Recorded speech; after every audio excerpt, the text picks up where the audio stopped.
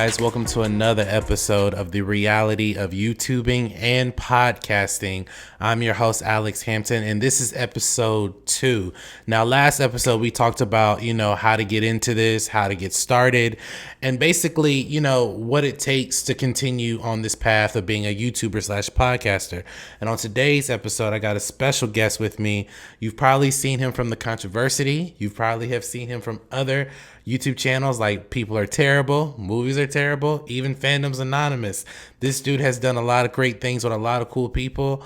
How are you doing today, Ian Elliott Carter? What's good, big homie? I'm glad to finally be on the show. We've collaborated twice. This is our third collaboration. I appreciate you thinking about me and reaching out to do this project with you, man. Honored. Anytime, man. And before we get into like the details of how to get started, I want to know let the people know what is your YouTube channel about, and how did you get started, and in terms of doing what you're currently doing right now. All right, so that's a complex answer because there's been a lot of like in life, there's been a lot of evolution to my channel. Right now, at the current moment, it's pop culture and hip hop. That's just my bread and butter is pop culture and hip hop. And I've been trying to experiment and like even merge the two. It originally just started like just like a regular podcast where we're just talking trending topics, whether it be like pop culture, like whatever, just celebrity stuff, political stuff, sports stuff, anything that was in the news. But I just found that just to be too divisive. I wanted to have genuine conversations, but I just realized a lot of people are just stuck on their ways, don't really want to change their mind. So I was just like, and even, I don't want to make it look like I'm always right, but I just wanted to have these conversations, but it ended up going nowhere and it stopped being fun. So I was like, what do I love more than anything? And it's pop culture, as in like comic books, comic book movies, great shows from our back in the days, and in movies as well. And I love hip hop. I'm a big hip hop head. So I was like, why don't I just talk about what I like, because I want to have fun doing this again. So that's where I'm at right now. That's actually really good. That you've you started off as something, and then it just gradually evolved as you decided to develop your channel. And that's what I was kind of leading to. Like I noticed with my channel, I talked about in my previous episode, it started off as just a channel I would put random videos on because I didn't really have a foundation of the channel. And then it wasn't really until 2016 when I became consistent. I released my first short film, and then I just became consistent, started to build my foundation. But I just want to break some myths about being on YouTube and podcasting. A lot of people think that, it's very easy to just record a video or record an audio sample of something and put it on the internet and just hope people listen or watch it. And I know for me and you as content creators, there's a lot of time that goes into editing. There's a lot of, agitating things where you're creating transitions, not using regular transitions, but creating your own transitions, keying out a green screen or doing something of that nature. So can you tell us, in terms of what you do on The Controversy, what's it like just putting together one video or multiple videos? Well, quick plug before I even start, man. Me and you actually collaborated yesterday and did a video. And the video is about 25 minutes long. And I'm trying my best to make it about 10 minutes long. So that is a very, very tiresome thing. Like I'm cutting the clips. I'm cutting the audio. I have to add clips because I want to give a visual of what we're talking about. And I'm getting some background audio and stuff like that. Man, this is turning into I wanted to get done by the day. It's turning into a 2-day project, and this is for a 10-minute video. Right. I've worked on videos that were like 3 minutes long that took me like a good 6 hours, just because you think you have a visual in your head, but then when you start editing, like, oh man, but that would look good. That would look good in there. And then the process is, it's sometimes like when people have different cameras, the quality might make it take longer because of just the HP on the camera. But then you also have to sync audio sometimes. It's so tiresome. And you mentioned green screen, man. That's something like you want to get the perfect background, and then sometimes the lighting doesn't work well for you. And it's just so much to go in something that people will literally consume 1 minute to 3 minutes if they even watch the whole video. Right. And and I understand the frustration sometimes when people put it out there. And I'm very guilty of it. Like when you put it out there and you get a little bit of views, you know, even your homeboys aren't even checking it out. You're like, okay, humor me, just watch it. Mhm. You don't even have to like it. Give me a dislike. I don't care. I worked so hard on this. Please, just give it the time of day. Yeah.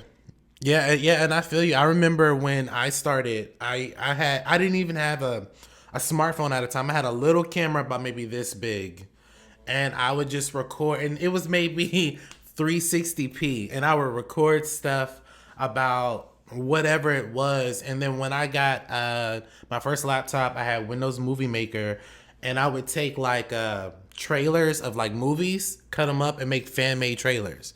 And then when I would do that, like YouTube would flag it and say, obviously you've stolen content. That's not your copyrighted content. So they would flag it, give me strikes and stuff. And I was just like, okay, I got to figure out how to do this without getting into trouble. And I can tell you as an editor, like when I do my show, Ask Alex, when me and Jeremy do it, it's literally a 6 to 8 hour editing job. And it's like, you know, I'm keying out my green screen, his green screen, putting in transitions. It's just an arduous process. And a lot of people think that, you know, when you have the great equipment compared to other, you know, YouTubers like a Collider or a John Campia, or even something like, you know, something like from SEN, the Schmodown, right? They think that that's like an easy runway to success. And it's like, it's more than just that. Like, and for in your experience, can you talk about how much money you've put into just podcasting and YouTubing, and how much consistency you've had to be just, you know, doing this whole YouTube podcasting thing? Well, shoot, I want to comment on something you said right quick before I give you like an estimate, because that number's still even calculating right now in my head. Yeah. It's a big number. Yeah. But well, you said something like some people think it's all about the quality of the equipment. To an extent, yes. It okay, is. You know, a great microphone is going to do you good. A great visual is going to do you good. But even if you got Bill Gates money, you get the best of the best. It's all about your content and all about what you do. And I'll give you an example of something Jay-Z said in the song Swagger Like Us. You could pay for school, but you can't buy class. And I've always said that you just got to have it. You just got to have it. You could have that cheap ass phone that you were just talking about, what you started with, but your content could be just amazing. You got the voice. People are hearing what you got to hear. You got a good amount of time with it. People will tune into it. Yeah. So, you know, the great equipment will come in time. Right. But, you know, you just got to focus on what you're doing to get the people there. Because, like I said, you could have Hollywood equipment at your house. Exactly. It's not going to bring people there unless you are entertaining and you are bringing what people want. But for the financial thing, man, holy crap. Man.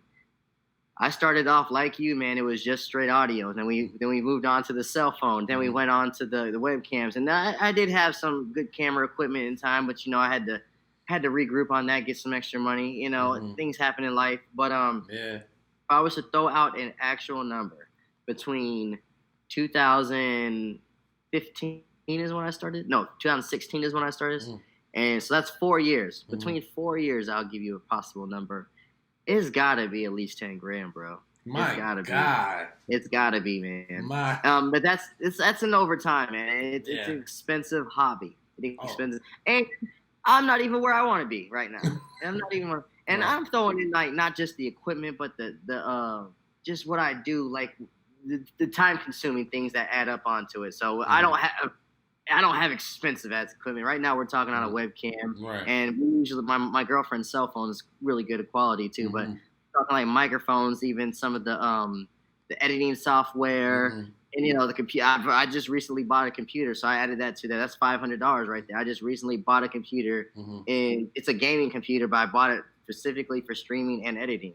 So you know I count that as well. But yeah, within time, actually. 10 grand. Let's move it down to 5 grand. Actually, now I'm thinking about it.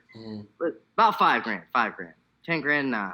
See, when I think about it, like when I officially started, like when I was consistent, like back in 2016, I started my short film and I started building a budget from that. And then as I said, okay, I want to expand my YouTube channel, I've probably have spent in the course of maybe 3 years, maybe 4,500. Because I bought like the most expensive thing that I bought, and it was actually for the last film I did was my MacBook. That in itself was 1,500. And I was like, oh my god. And the reason why I bought it like that is because that particular this particular computer had Final Cut Pro on it, so I didn't have to buy that separately. So I got that, and then Shit, I got all the Adobe, so you know that was expensive. so yeah, and then I had to buy the Adobe stuff, and if you don't pay for the year, it's monthly. You have to pay like I think it's like $7 a month. But if you pay for the year, you just pay for it for the whole year. But the weird thing about Adobe is that you have to continuously pay for it each year just to use the program, whether you're using it or not. Versus like Final Cut Pro, you pay for it and then that's it. And like a lot of YouTubers, and I tell people who want to get started in this, like, you can start off with your phone as long as your conversation, your foundation is dope, and whatever you want to talk about is on point. You can do it. But I've always tell people you want to gradually evolve. You don't always want to stay with your phone. You don't want to stay with the little cheap camera. You definitely want to evolve. And I know for me, when I decided to take this seriously, I decided to buy the necessary equipment. And also, like, I'm a DJ as well. So I when I bought my DJ stuff, it kind of fell all together with my video stuff because they're kind of like synonymous with one another. But you touched on something about not being where you want it to be. And a lot of people think when you hop on this platform, you're going to be where you want to be in like 4 or 5 months. And I'm going to just be honest with everybody. At one point, when I started my YouTube channel in 2009 and I was doing fan-made trailers, mind you, trailers that I did not own, I had about 5,000 or 6,000 subscribers, and then I stopped. Like, I stopped for a good 4 years while I was in college. And then it literally dropped all the way down to 2,000, where I'm at. Well, I have now 2,600, but it literally dropped down to less than 2,000. And then when I had to rebrand my channel, I had to gain that fan base back, and it was not easy. It's still not easy. So from your experience, when you are gaining your fan base and just trying to promote yourself, how hard, what are the things that you struggled with, and what are the things that you were successful in? Well, I did. I can relate. I definitely struggled to get that fan base, but just because of when I rebranded myself, when I was talking about how it went from like trending topics, political stuff, and all that other crap to what it is now. Definitely two different fan bases right there. We're talking about nerd culture. We're talking about hip hop fans versus like the trending topic people. Mm-hmm. A lot of these people can't relate to these people. Mm-hmm. So that's been a big struggle of mine when it comes to rebranding, because these people that are sticking around, they're like, what is he talking about? Where, let's go back to this. Mm-hmm. And the other people over here are just, they're slowly, because it's a bigger platform. There's a lot of channels that are doing the same thing I'm doing, which I'm trying to figure out something different about that. Mm-hmm. That's where the hip hop and the pop culture mixes a little bit. Mm-hmm. But when it came to the rebranding thing, that was a big struggle, because I literally had to start from square one, trying to get new followers and say, hey, I'm not talking about this stuff that you're probably trying to avoid. Mm-hmm. And still trying to possibly cater to the ones that you got, because you're thankful to these people because they were there when you started. Mm-hmm. Like, okay, maybe I'll try to sprinkle in things that you like. But that's been the biggest struggle right there for me. The best thing I've done to gain that a little bit is just collaborating with like-minded people like you, like Malcolm, like Jeremy. One of my biggest ones is Andy Signor. Right. I collaborate with him a lot, and he's gained me a good, just by being attached to him. And I don't want to sound like I'm using him, because he's a genuine friend of mine. He lives down the road from me. Mm-hmm. But, he's somebody that a lot of people know. He's formerly of Screen Junkies and all that stuff. Mm-hmm. But just by being attached to him and his 100K followers, I gained a good 200 just by being on a video with him. Right. So that's one thing, and just collaborate with like-minded people.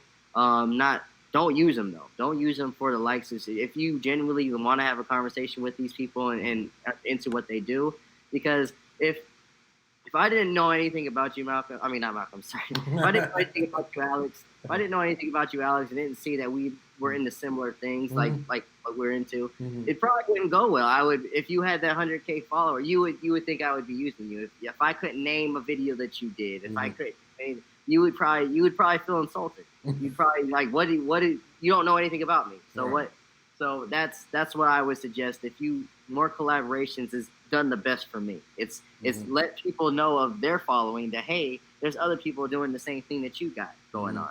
Yeah, that's actually a really good point, man. And it's funny because I was gonna bring up collaborations in my next episode, but I will touch on this episode because I get a lot of people who ask me all the time, like, "Hey, Alex, you do so many interviews with so many actors and certain celebrities and media personalities. Like, how do you do it? Like, what did you do? And like, do you know them? Do you have your phone? Do they have your phone number?" And I'm like, I'm like, well, first of all, it's not what you think it is. Like, it's not like, I don't want people to overthink that me talking to certain actors or media personalities or celebrities, like we're the best of friends. Like, don't get me wrong, they're good people, and there's some that I have actually do have their numbers and contacted them. But when I collaborate with them, it's to not necessarily expose my channel, but to have a genuine conversation with them about how they got started and how they get to where they are now and where they're going. And I feel as though collaborations is key. And as a YouTuber, you should not get wrap your mind around the celebrity. I don't want to call it BS, but the celebrity fog. Because at the end of the day, when I interviewed TK Kirkland, that dude is just a regular dude. That dude is just a regular dude. We were at his hotel and we was just literally chilling. He offered me to buy a drink.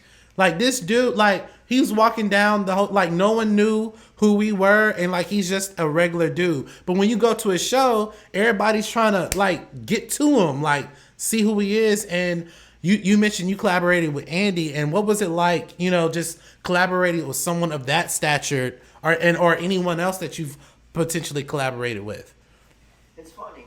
It's funny. Like the first time I met Andy, I was a little starstruck because I've been following Screen Junkies and like Collider and John Campia, a lot of that type of like YouTube stuff, because those are the people I look up to.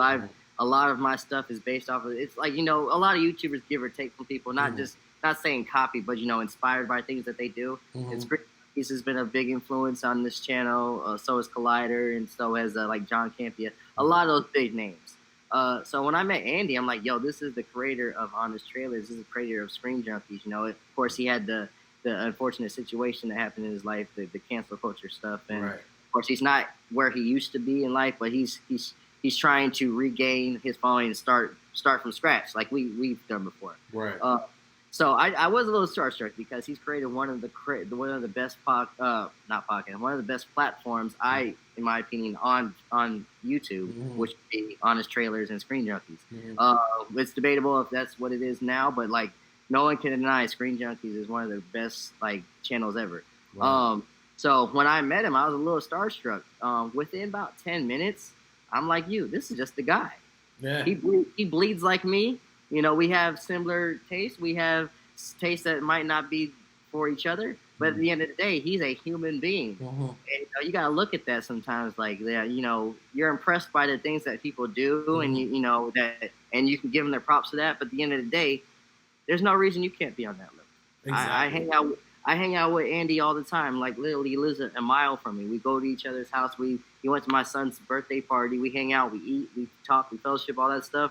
And I just look at him like, look, you're not somebody I look up to anymore. You're right there with me. And he respects that I say that, because he wants to be. He doesn't like to be looked at like that. And you would be surprised how many celebrities don't like that. There are celebrities that do like that want you to kiss their feet and stuff, but there's no reason, if you look at a John Campia or a Jeremy Johns or a Chris Stuckman and you look highly of them, there's no reason why Alex Hampton shouldn't be on that level. There's no reason why Ian Elliott Carter can't be on that level. We have the same camera and microphone they do. Exactly. I'm glad that you said that, and that's the point I wanted to drive home with a lot of people. When you are in a room with like celebrities or people of high stature, you have to recognize that they are no different than you. They just have a similar job like you on a different platform. And it's funny, when I went to MegaCon last year, unfortunately I won't go this year because of this whole virus thing, but when I went to MegaCon last year, I met Mike Coulter. Oh, okay. Yeah, Mr. Luke Cage himself. one of the most humblest dudes ever, ever. And then I met like Stephen Amell. Then I met Zachary Levi, and like all of these guys. Just like when you see at first when you see them, you're like Ian said, you're starstruck. But they will literally take the time to talk to you, and I'm like, these dudes like, and it's like it's giving me a new perspective on when I'm talking to celebrities or just people of that stature. I don't see them like this anymore. Like I see them as okay, I respect and I'm a fan of what you do, but you are not. You are definitely not that different from me. And when I talk to YouTubers and podcasters, I'm like, it's okay. It's okay to reach out and fan out about certain people, but always understand to keep your integrity, but also understand that whoever you're talking to or trying to collaborate with, they're just like you. They just do a different thing than you on a different platform. And that's the thing. This episode is basically about just rebranding and give you the reality of what it's like of editing, rebranding yourself, and not only that, just similar collaborations. I've collaborated with Malcolm from Phantoms Anonymous, and if you ask him, he'll tell you majority of his videos are done from his phone. But this dude has interviewed people from like the original Power Rangers, all types of people. Kel Mitchell, which I'm very, very, very envious. I wanted to meet Kel Mitchell. I almost met Kel Mitchell, but he's interviewed this guy. Yeah. I was like, dang, like, cause Kel came. I think he came to Tampa. He did go. I was there. I have his autograph. It's actually behind here. I have his autograph. He pre-autographed a lot of things for people, and they handed them out in line, and I ended up getting one. I was maybe like 15, 20 people away, and he's like, all right, we're done for the day, and he left. I was like, dadgummit, I've been in his live for almost 2 hours. Yeah. I was a big fan of Keenan Kel and all that back in the day. I would have been starstruck, but yeah, this fool, Malcolm, gets to interview him twice. And it's like, that's one dude I would really like to interview. And Kel, if you're watching this, we would love to have you on our platforms. But yeah, like there's just, when I look at certain people like of that stature, like listen, like if Malcolm or me or Ian can collaborate with these great people, you guys can do it too. The last thing I wanted to talk about is consistency in terms of our brands. For me, I've always stated on my channel, especially during this quarantine, if you have more than 100 subscribers, you should at least be putting out 2 videos a week. This week, my whole plan by the end of this month is to put out 100 videos. So far, I'm like at 10. That's a good goal right there, brother. Exactly. So I'm just trying to like gather everything in. What does consistency mean for you on your platform and your channel? Okay, well, this is easier said than done because I'm in my opinion at the best I've ever done in YouTube, because there'd be times I throw out a video a day, and then next week it'd be 1 week, and then I can go months without one. This is probably after I just recently I just purchased a computer that's faster, meant for a lot of editing and stuff like that. Mm-hmm. Ever since I bought this computer, man, there was a time I was doing it every day. Now it seems like it's every other day just because of the quarantine thing. I've been having a lot of focus on my son, but I would suggest, like you just said, if you have a platform over 100 people, man, these people subscribe to you for a reason. They want it. So give them what they want. And another thing, I went to a thing called not VidCon, but Playlist Live. It's like oh yeah, that was at the place I work at. Yeah. In Orlando, that big hotel. I worked there. No, not this year. I was there in 2018. Yeah. I started working there this year. The World Center. Yeah, I was there this year, and Timothy Delgado was there. Okay, so you know exactly what Playlist Live is. Yeah. All right, cool. So I was there the first time I went there, and I enjoyed being around a lot of creators. Sometimes it was just like a little bit zombie-like, like, oh, subscribe to my channel. I'm like, well, can I get your name first? You know, stuff like that. But one, I forgot who was on this panel. It was as a YouTuber. A lot of these YouTubers I didn't follow. I was just there for the knowledge. And one person said, and I'll never forget this. Hey, man, if you're just now starting, you got 30 subscribers, picture yourself at a town hall meeting with 30 people. Yeah, you're literally talking to 30 people. That gives you another perception of what this is like. Like me and you, I've got almost $2,000, you got past $2,000. So being in a room with 2,000 people talking, that's nerve-wracking. It is. It is. You know, we got the camera to, you know, do that block, so we're a little bit more as people, like, we're a little bit more like confident. But like, just picture talking in front of over 2,000 people. That's a lot. Now, going back to the people with 30 subscribers, talking to 30 people could be nerve-wracking as well. Exactly. So just be thankful for anybody that's watching, because they literally took the time out of their day and they think that you are entertaining or you got something important to say. So don't let these people down. So that's what I would say about that. Awesome. Thank you so much for being on the show today. This limited series called The Reality of YouTube. I want to thank you guys for watching this video. Ian, where can we find you on YouTube? On YouTube, man, youtube.com/thecontroversy. And also, if you do it in that tab, for some reason it doesn't come up. So type The Controversy and then Ian, then I come up. And I have a very handsome avatar of me as a Boondocks character. And yeah, I talk pop culture, man. I talk hip hop. If you're into stuff like that, let me know. And I'm always taking suggestions of what the people want to hear. Appreciate you having me on, brother. Anytime. And please, guys, go over to The Controversy and check out his content. He does a lot of cool videos, a lot of controversial videos. We just did one yesterday, and I can't wait to see it because it was funny. It was so funny. I saw the promo yesterday. I was like, wow, like this is perfectly edited and everything. I was like, oh, okay, I can't wait to see it. So definitely hop over to his channel. Thank you guys so much for watching this video. Please like, comment, and subscribe to my YouTube channel where you get all the updates of every time I'm releasing a video here on Momentum Media. And I'm not asking anyone to donate to Patreon, given the fact that we are in some trying times. So save your money, wash your hands, take care of your family. And as always, you guys have a blessed day.